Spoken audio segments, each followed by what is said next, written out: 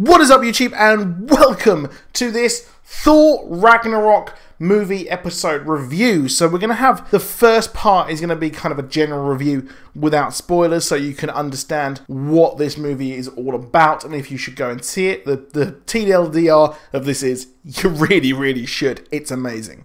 And, well, we also have some Easter eggs later on, and I will go into some spoilers as well later on. But I will give you a warning when this turns into some sort of spoiler review. So, in general, the film is amazing. Part of me was incredibly worried that this would simply just be a really cringy comedy, just because we had Taika Waititi, I think that's how you pronounce his name, I'm very sorry, but if I'm pronouncing your name incorrectly.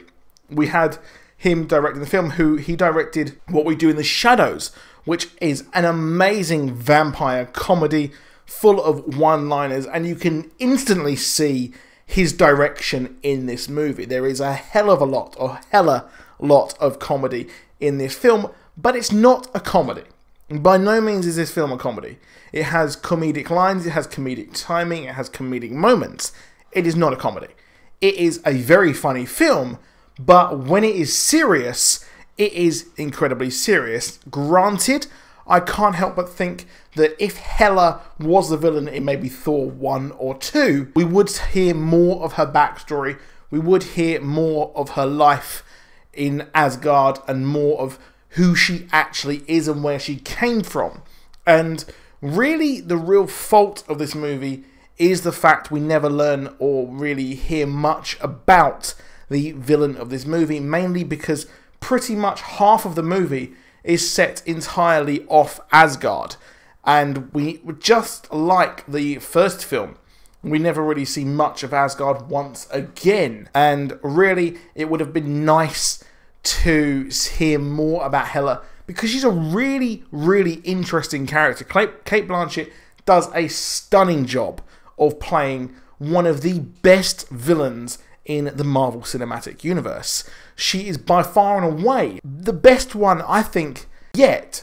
And that might be just because I've just come from watching the film, and I may be incredibly biased, but I can't think of any villain that was better so far. Obviously, we have Loki, but I think that Hela was great. I really did like Cate Blanchett in the movie, and this character was stunning. We also had another female character. Gosh, Marvel Cinematic Universe having two female proper characters in the movie as actual fighters. That was something which was awesome. We had Valkyrie, she had depth, she had personality, she had character, she had a story. Wow, I really did like Valkyrie, she was in the comics as Brunhild. I did a very terrible Nordic impression or accent there, but I think that's how you pronounce her name. But she was initially a kind of villain of the piece, sort of. Not really. It's a bit muddy, and I can see why they've sort of reinvented this character here, to be honest, as to be part of the Valkyries, who are like the special services, the kind of special forces for Asgard, if you will. Now, there are a few plot holes. So, supposedly Hela and her history with Odin and Asgard has been erased.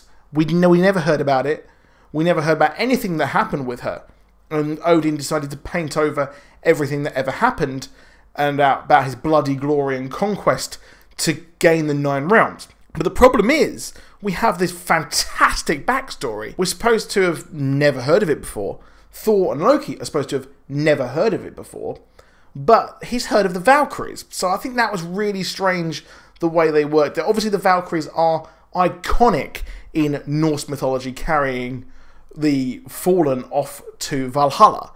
And I can't help but think that maybe you should have just not painted over that history and had it as she was always the black sheep that no one ever really talked about. That would have been better than have it that in the movie. But overall, the film is it's really good, but I can't help but think maybe the Planet Hulk Sakaar storyline really does take away from what we get over on Asgard. And the Sakaar storyline is really a complete movie in and on itself. I mean, having Hulk in the movie was amazing, and we really did get a very short, a very brief version of the Planet Hulk storyline, which saw Planet Hulk, Hulk was shot into space by the Illuminati, and then he landed on the planet Sakaar, and along with Meek and Korg, he went off and very begrudgingly fought in the pits of Sakaar, the gladiator pits. And this is what we get here. We get a very, very sort of brief version of that story, condensed, which I think they did a good job telling that. I think that the two stories of Ragnarok, which is where Surtur took and tried to destroy Asgard, and then we actually had Hela come and take Odin. Well, I think that did a fantastic job, them adapting that, and the way they did change quite a lot of Ragnarok as well. It is kind of changed a fair bit. It's sort of flipped and reversed, which I quite liked. I did kind of like where they went with that and the way they handled that. But I kind of think that if you take it on the surface as a really, really fun movie, well, that's what you're going to get. You're going to get a hell of a lot of fun. A Thor movie, which they've toned down the seriousness of Thor in the fact that they have made him less, he's kind of self-aware, and this movie has made it incredibly self-aware. And Chris Hemsworth, he's funny. He's a very, very funny dude, and I think that him so far in the movies, they've slowly unlocking his powers of being really, really funny. We have some fantastic cameos in the movie as well, in the form of Sam Neill, Matt Damon, and Luke Hemsworth as well, which I thought was hilarious, as we get a brief retelling of everything that happened in the Asgard world, in the kind of Asgard sphere of things with Loki and Thor, like Thor 1, Thor 2, as well as, of course, Avengers. So that's everything that's happened so far for them, sort of.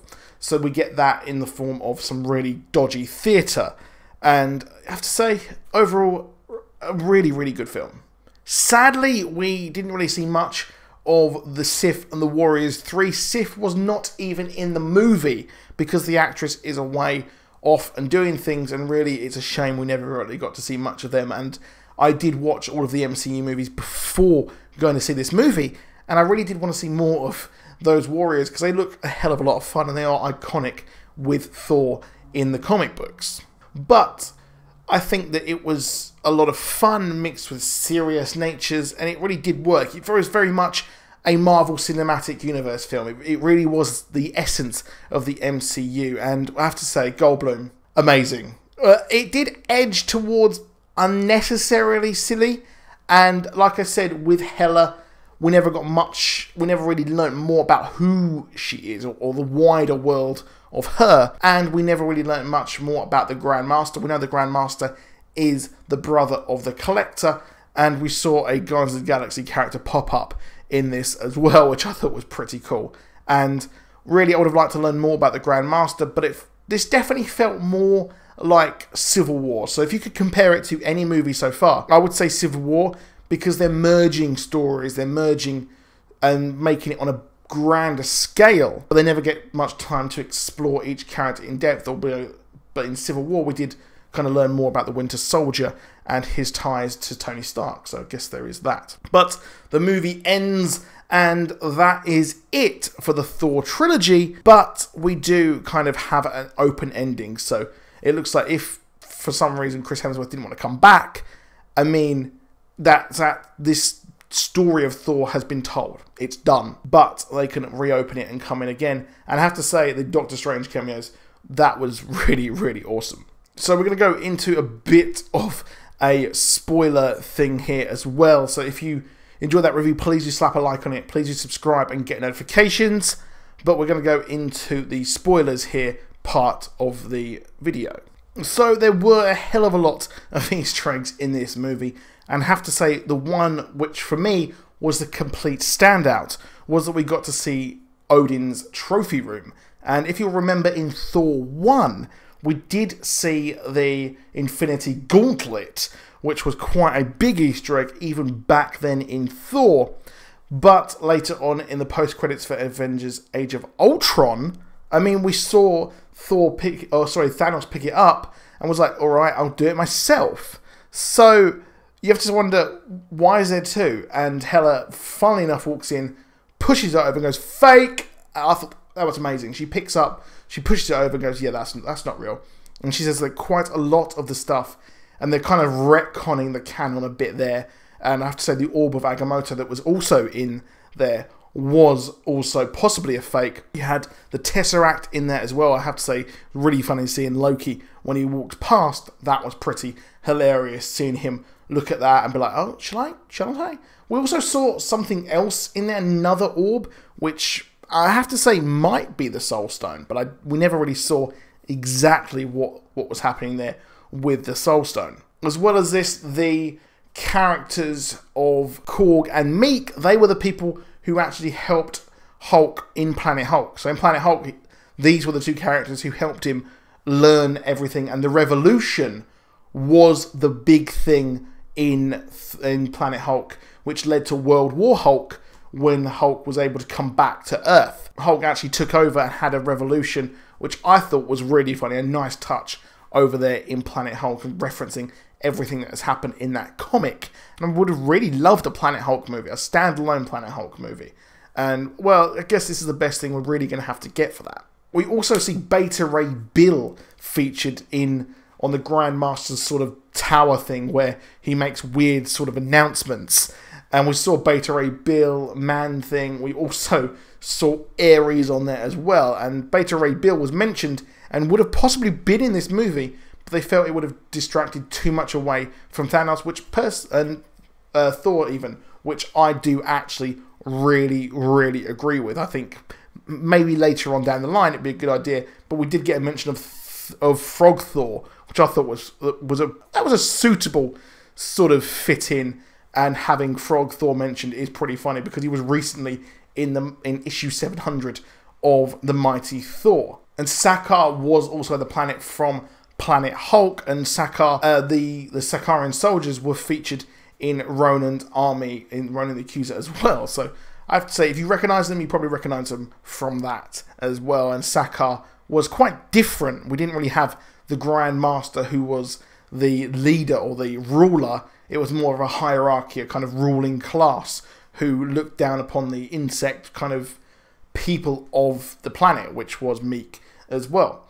So it was really cool seeing that. And Korg was a Cronin, which we saw in Guardians of the Galaxy Volume 2 when they were going off to Ego the Living Planet, when it off to Peter Quill's father's planet.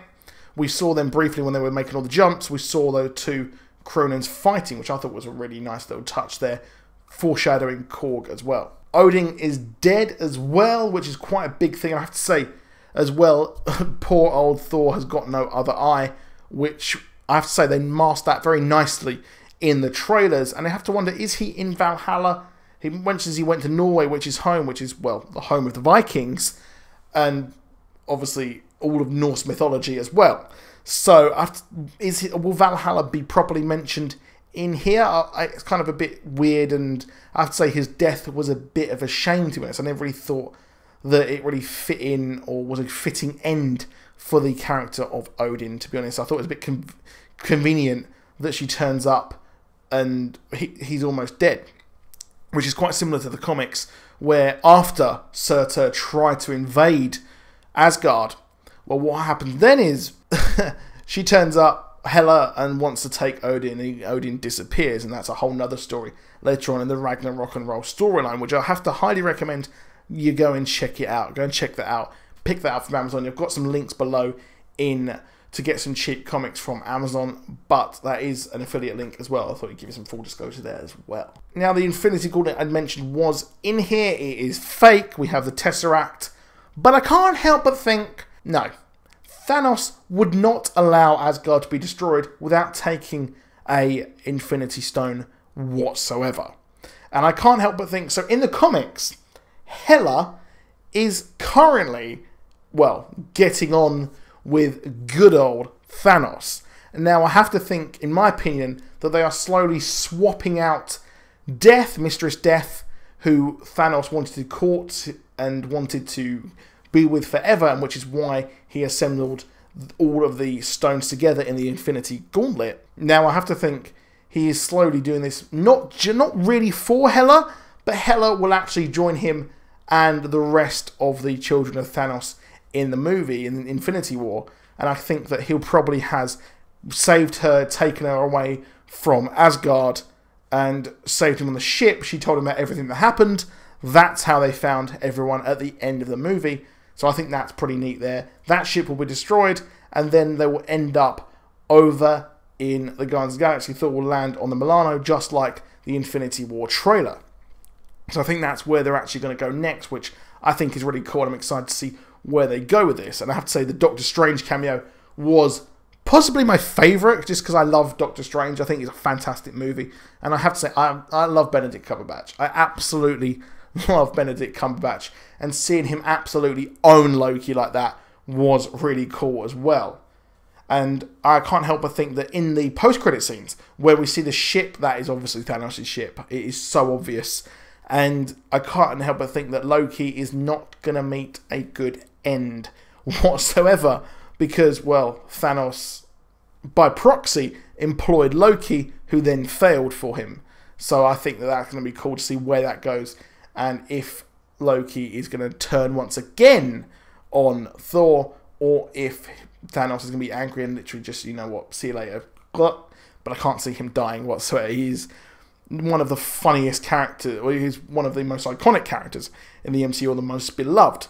And I can't help but think they're trying to force making you like him, make him less of a villain, because he was a villain in the first Thor, in Avengers, and slowly they're trying to give him some redemption, and maybe more from a marketing standpoint, to make him more liked and things like that, so they can actually market him as a sort of hero, and they can market him because he is so beloved by everyone who watches these movies. However, that is it for this video. I will be doing a full Easter eggs video later on this week. So, yeah, with more Easter eggs and things like that. But please do like this video. Please do slap a like on it if you are hyped for Thor Ragnarok, and or if you have seen it. Let me know what you think in the comments.